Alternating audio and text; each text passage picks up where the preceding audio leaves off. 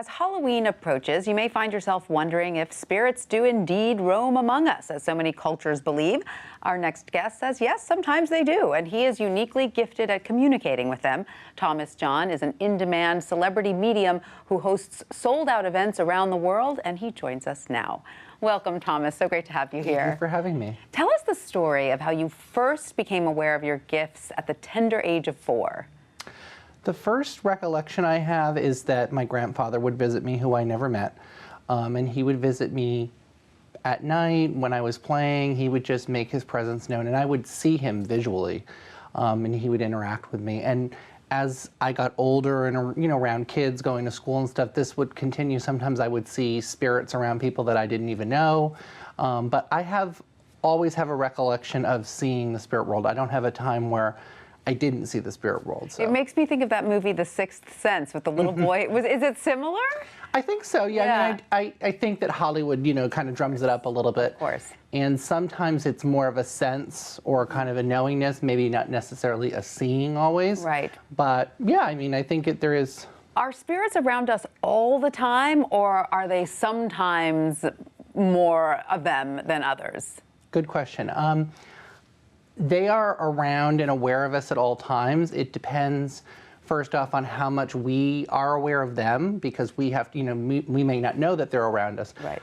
I do think that there are times where they are a little bit more present, birthdays, anniversaries, special events, where it just draws their energy closer. Right. They're not more present, let's say, on Halloween or the Mexican Day of the Dead, for instance. Well, I think because they do communicate with our thoughts a lot in our thought form. I think because a lot of people do focus on them around then and celebrate them, especially like you said, the Day of the Dead. They respond to that. They respond to that, yeah. Interesting. So let's play a video of you actually, I guess, doing a reading. Is that what you call it? Okay, reading. Here we go. Who's Molly?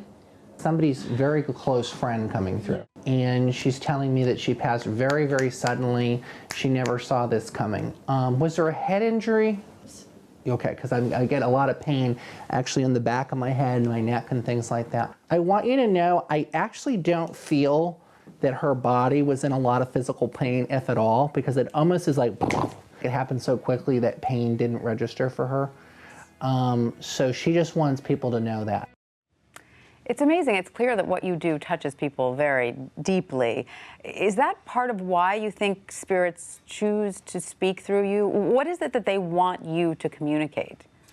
Well, they want to really have a voice in the spirit world, and I mean, in the physical world. And I always tell people that it's kind of like a joke I say, but I always say that even though people, you know, pay for their readings, I work for the dead people, actually. Right. Because I'm really their voice and their way of communicating, and their way of having a stake in things and stuff. And so really their main message, I think, is it's always some version of wanting to connect with us, wanting to send love, wanting people to know that they are still around in some form.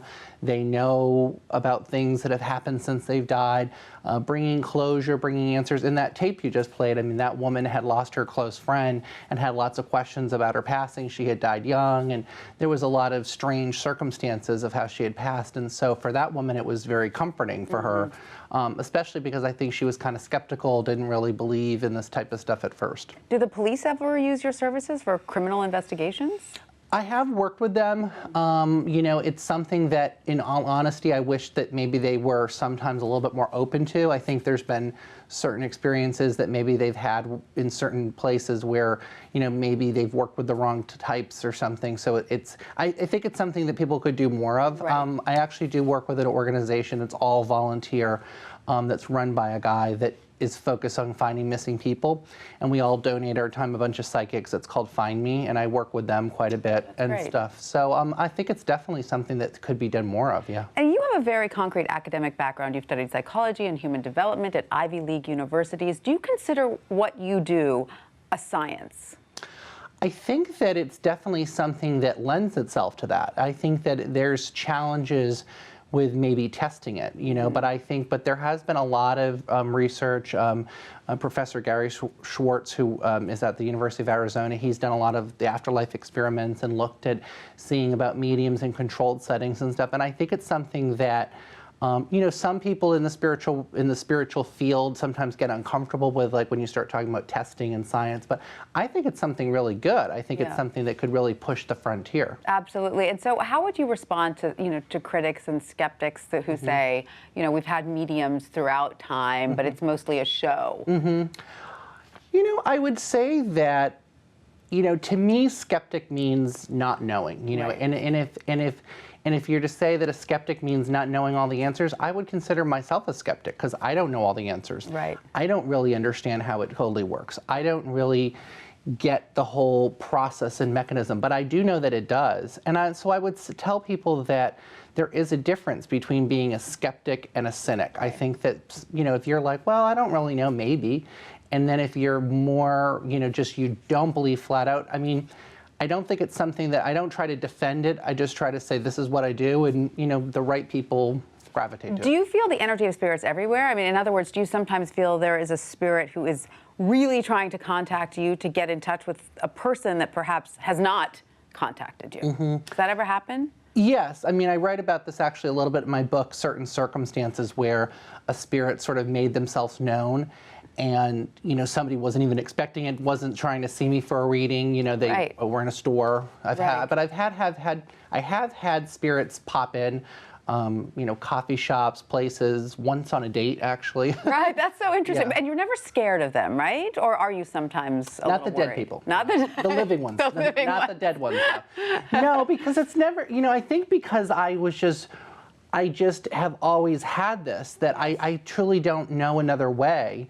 So I can't, there's nothing I was ever, I think maybe if I was 16 and all of a sudden it started happening. Right. But since I was born with it, I just not scared by it. I'm so curious what it is that you personally experience when a spirit is talking to you. Do you see something? Do you hear things? Do you feel something? What is it that you experience? It can be all those. It can be a seeing, feeling, hearing, knowing. It's really whatever way the spirit feels, I will be able to pick up on them. Sometimes I will communicate with a spirit for a whole hour, and they won't really show me what they look like. What they look like when they were alive. They'll just show me images or things that might connect with them, or things that they liked, or a name or something like that. Fascinating. Thomas John, what you do is so interesting. Thank you so much for coming to talk to us. Thank you for having me.